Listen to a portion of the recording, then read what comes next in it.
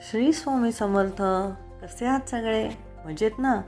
सध्या उन्हाळ्यात सुरू असलेल्या पावसामुळे गरमागरम तळलेले काही ना काही खावसे वाटते, हो की नाही? एकदा कांदा भजी करून झाली, म्हटलं दुसरं काय बनवता येईल. तितक्यात बाजूलाच चाळणीत निथळ ठेवलेल्या भेंडीताईकडे लक्ष गेले. तिलाच विचारलं, मग काय बनवू तुझं? भेंडीताई म्हणाली, बनव काहीतरी नवीन, जे आवडेल सगळ्यांना आणि माझी डिमांड पण वाढेल घरात.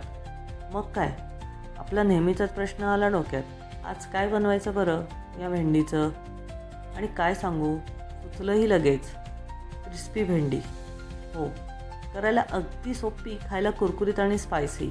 मग काय, घेतलं भेंडीला उभं चिरून पटपट, घातलं भांड्यात.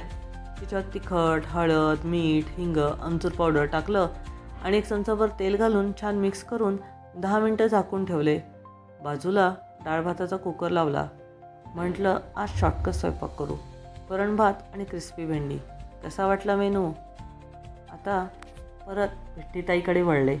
त्यात 2 मोठे चमचे चणा डाळीचे पीठ घातले, बारीक चिरलेली कोथिंबीर आणि पाववाटी पाणी घालून नीट मिक्स करून घेतले. एकीकडे तेल तापत ठेवले. तापलेल्या तेलाचे मोहन अंदाजे चमचाभर तयार मिश्रणात घालून मिक्स केले.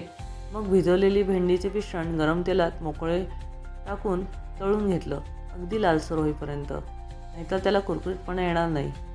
तळलेली भेंडी 5 मिनटं चाळणीत ठेवली तेल निथळण्यासाठी. एकीकडे वरण भात तयार झाला आणि तोंडी लावल्या क्रिस्पी भेंडी पण तयार.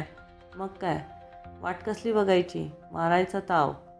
तुम्हाला कशी वाटली ही रेसिपी नक्की सांगा. आणि ही क्रिस्पी भेंडी अजून कशा कशाबरोबर खायला आवडेल हेही सांगा. मस्त खा, स्वस्त राहा आणि जिभेचे चोचले पुरवत राहा.